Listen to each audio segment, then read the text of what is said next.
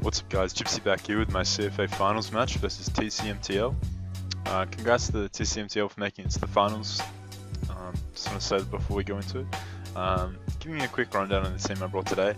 We've got Rotom with a Scarf Rotom set. I am a mixed defensive Rotom set, so the Scarf is basically here to cripple the switch into the Rotom, such as in this case Dragalge and Porygon 2, who might want to switch into an oncoming like Willow or Hydro or Revolt switch. Next up we have Cresselia, who is a basic Carmine set. Carmine's without Moonlight. I'm opting to run Substitute this match, purely because I want to block statuses from Porygon, something like a Toxic from a Porygon, or even like a Toxic from a Skarmory. And I'm running Shadow Ball and Psyshock. I needed the Shadow Ball coverage in case he brought Shedinja, which was definitely something that could stop a Carmine Cresselia in its tracks, and as well as Shadow Ball just gives me nice coverage versus the likes of Jinx as well, which could be a problem with Lovely Kiss or Sweet Kiss or something like that. So Psyshock allows me to do pretty good damage to Dragalge, and after a few boosts do significant damage to the rest of his team. So next up we have my mixed defensive Mega Altaria, and Altaria basically is here to act as another check to Mega Metacham, as well as checking like a physically offensive Landorus. It also comfortably takes us from Yanmega, which is pretty important because Yanmega, like a Specs Yanmega, is a massive threat to my team. And it's just a pretty nice cleric for me during this match. I'm running opting to run Flamethrower, Hyper Voice, Heal Bell, and Roost. So it's the same set that I brought against TCMTL last time we played. It's a defensive set as opposed to a massive attack set this week. I felt as though the bulk that my team has really puts me in a really great position, no matter what 6 months he brings, because Altaria in conjunction with Cresselia, Stunfisk, and Rotom and Jirachi make a really nice kind of defensive backbone.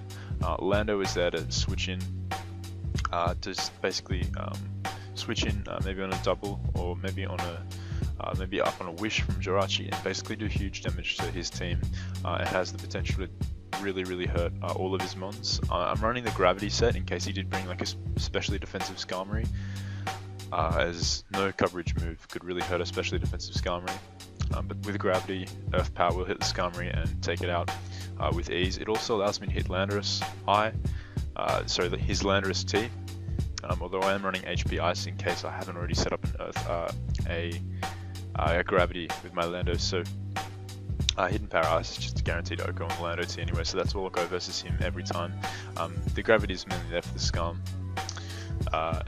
Said I'm running Knockoff to huge damage to the Jinx. It's an OHKO on Jinx.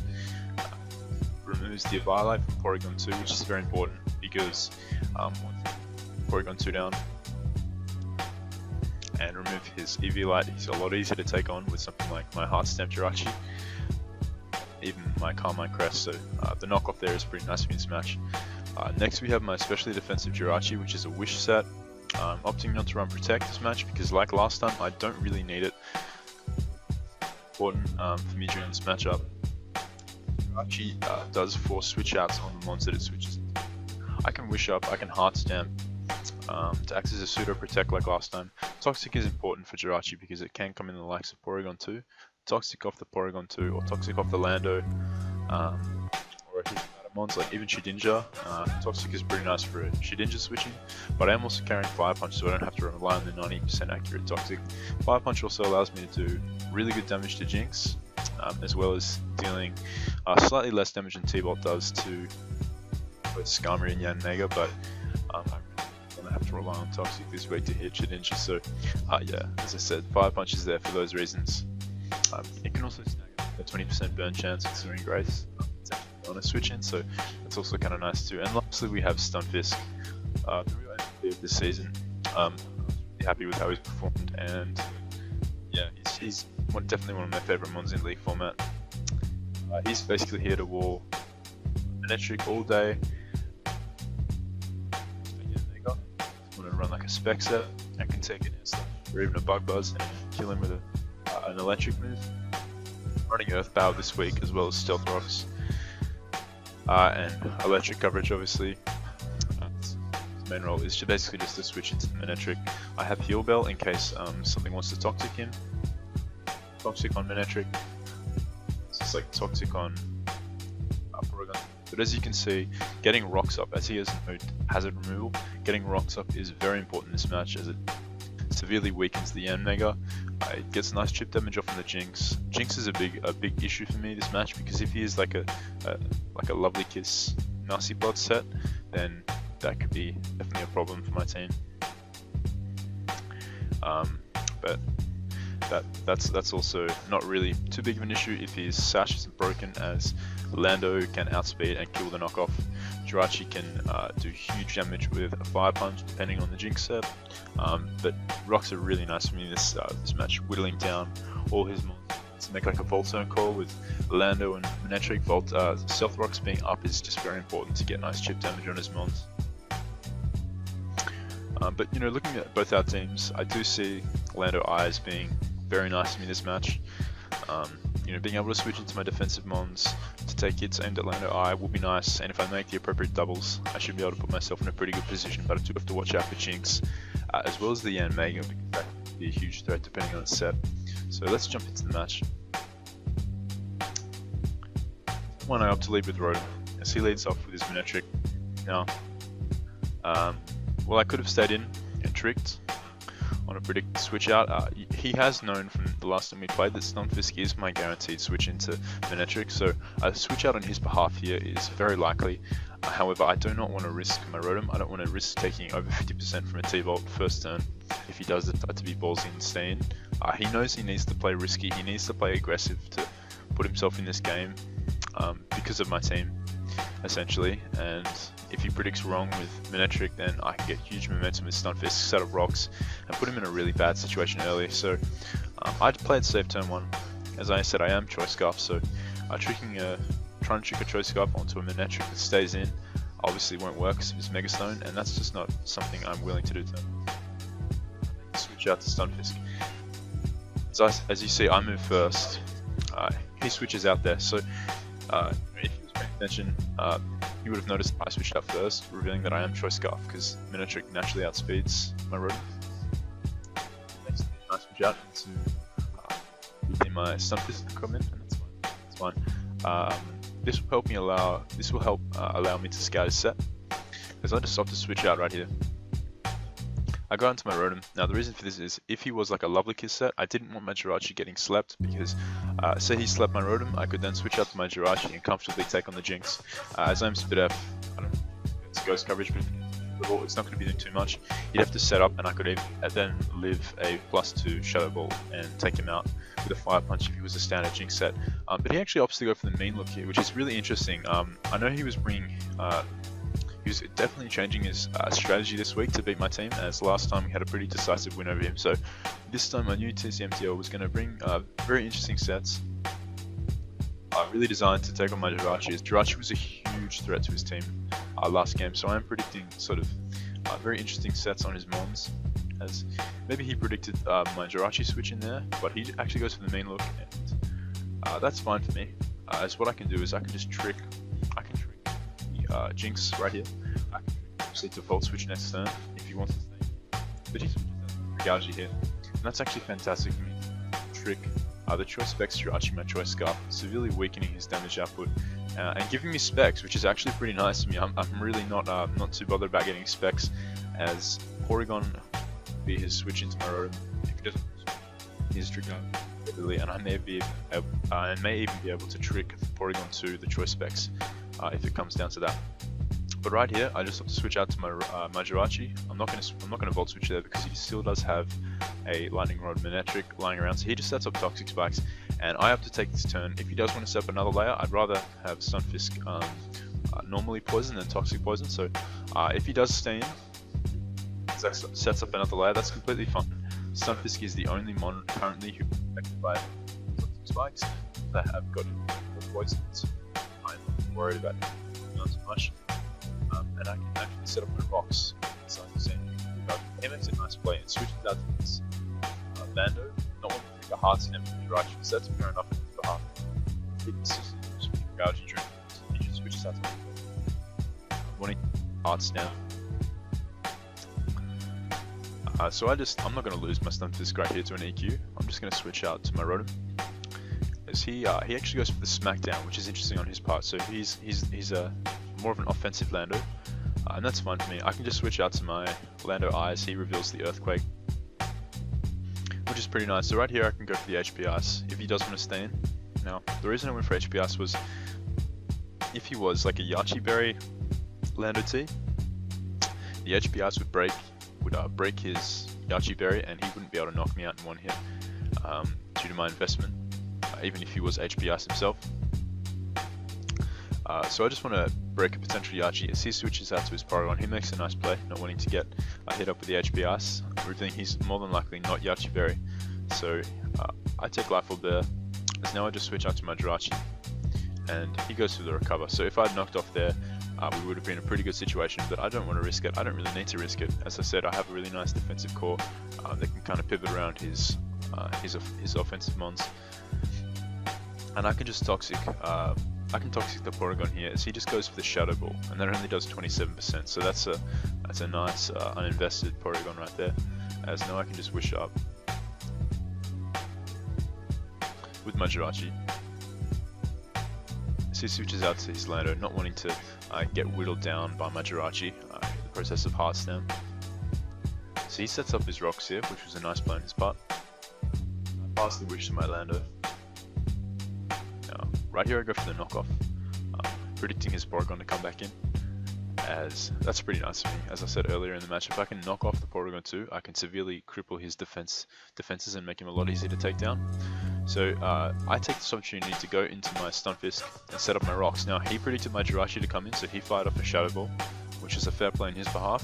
But as I said in the team preview, I've noted that getting Rocks is of massive importance this match, and if I can get Rocks up, these doubles, me pulling all these double switches are actually really nice to me, because it's going to be whittling down all his members, and I can kind of just afford to play safe right here. So I do actually get my Rocks up, which is really nice for me.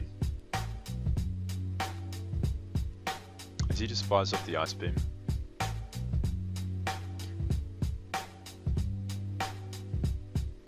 And there's no point letting my Stunfisk go down here when I can just comfortably switch out to my Rachi, as he predicts this and goes for the Shadow Ball. Shadow Ball wouldn't have taken out Stunfisk at that range, so we'll call it a prediction right here. So I just go for the Heart Stamp, not wanting to take another Shadow Ball. I could have wished up here, but I wouldn't have necessarily been able to receive it the turn after, so I just opt to Heart Stamp there, knowing that will leave Jirachi at the most highest amount of health. As in comes the Jinx, and I was really interested as to why he brought Jinx in on Jirachi. You know, if I'd run Iron Head, then it would have done huge damage. He actually reveals after the match that he was actually the Berry, not wanting to take super effective damage, wanting to live an Iron Head from Jirachi, that is, and you'll see why in a second. So I just take this opportunity to Fire Punch on the Mean Look, and you know, not knowing what his Jinx set was, I just decided to Wish Up here, as he actually Perish Songs. Now this really caught me by surprise. It's definitely an interesting set on his behalf. If he is something like a sub Protect set, that would have been very kind of interesting if he'd gone for like a sub first turn, something like that. Although I would have broken it with Fire Punch. He's actually at 23%, so he's not in range to set up a sub, which is really nice for me as he protects. As he's trying to wear me down, he's trying to get the Perish Song turns to go to 0, obviously. He protects, tries to go for the double protect, but doesn't get it, as Jirachi's just able to take the Jinx out while coming back to full health, so that's really nice for me. I'm obviously going to switch out this turn, as he you know, takes advantage of that and goes into his Choice Scarf Dragalge. That's fine for me. At this point, I can just switch out into my Stunfisk, sack it off, as he just goes for the Dragon Pulse. So saving Stunfisk's Death Bottle was really nice for me. He was definitely the MVP of the season, so sad to see him go down there, but he definitely did his job. He set up Rocks, and he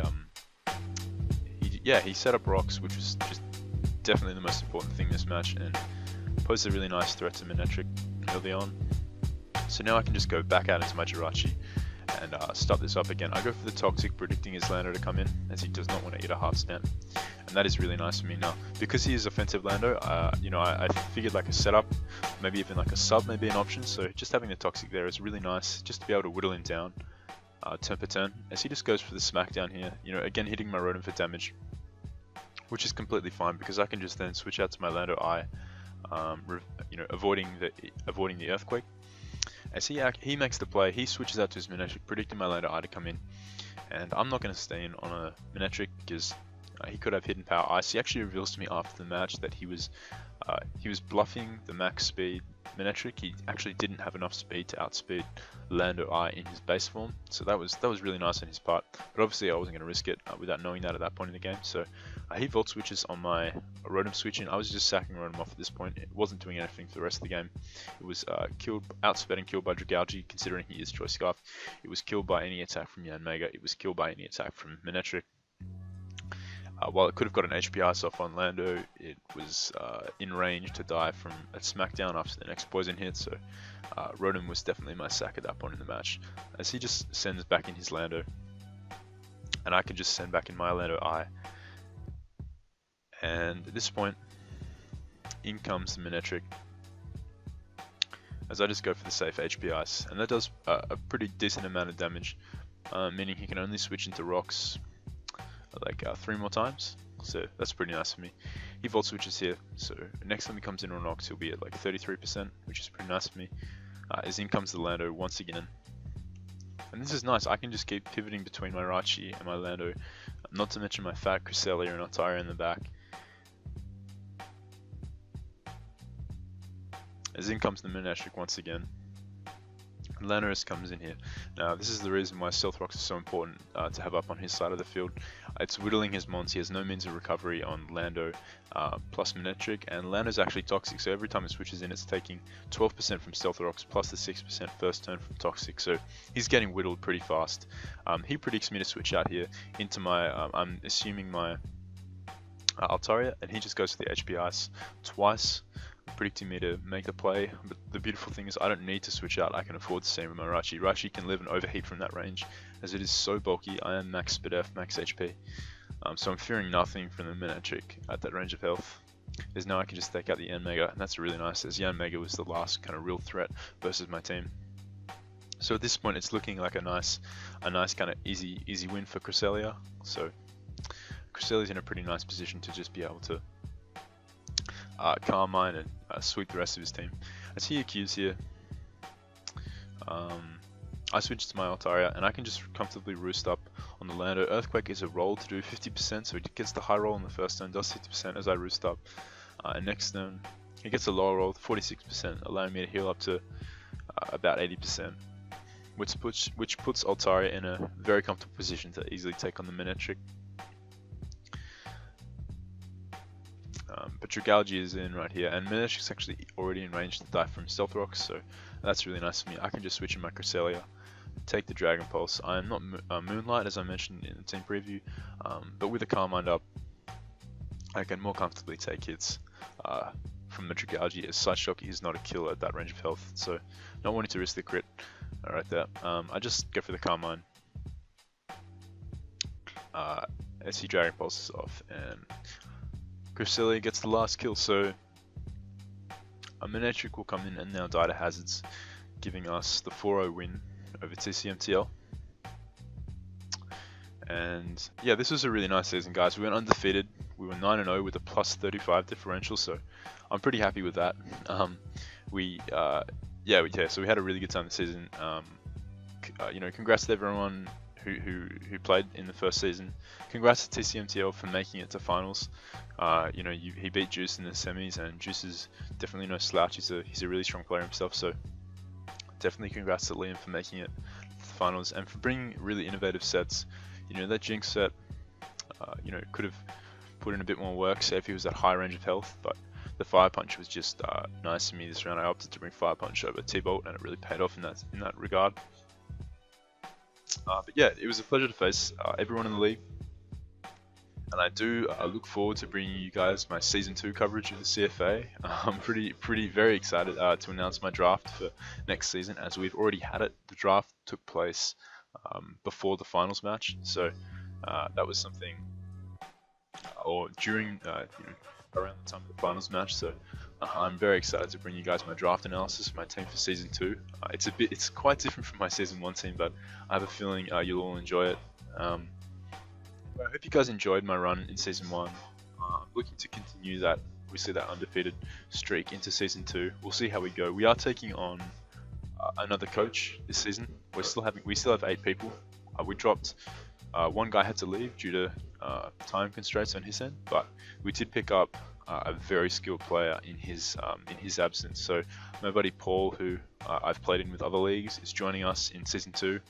He's actually Juice's brother, and he's a fantastic player and a really good drafter. So I'm very much looking forward to going up against Paul. Anyway, I'll save that for another video. I really hope you guys enjoyed. Drop a like if you did. Let me know what you thought of my CFA run and my team, my finals team. Yeah, guys, so thanks for watching.